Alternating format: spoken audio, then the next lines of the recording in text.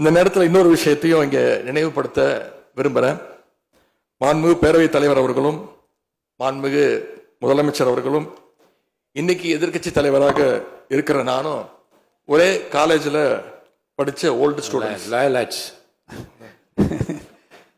ஒரே காலேஜில் நாம் படிச்சிருந்தாலும் அரசாங்கத்தை நடத்துறதுல திமுக தான் சீனியர் பேட்ச். அது உங்களுக்கு தெரியும். 1967 ஆட்சிக்கு வந்தது திமுக தான். நாங்கள் தான் சீனியர்ஸ். அந்த அடிப்படையில் எங்களுடைய நாலேஜையும் எக்ஸ்பீரியன்ஸையும் நாங்கள் ஷேர் பண்ணிக்க ரெடியாக இருக்கோம். அதை ஏற்றுக்க நீங்களும் தயாராக இருங்க.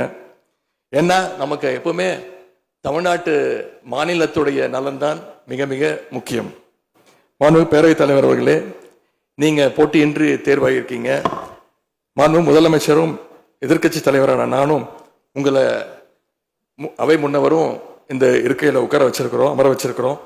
இன்னைக்கு உங்கள் கையை பிடிச்சி அழைச்சிட்டு வந்து உட்கார வச்சிருக்கிறோம். இனி எங்கள் ரெண்டு தரப்பையும் நீங்கள் தான் கையை பிடிச்சி அரவணைச்சு கோவம் இல்லாமல் கோவப்படாமல், நீங்கள் கோவப்பட மாட்டீங்கன்னு தெரியும். உங்களை கோவப்படுத்துகிற மாதிரி எந்த செயலையும் நாங்கள் செய்ய மாட்டோம்.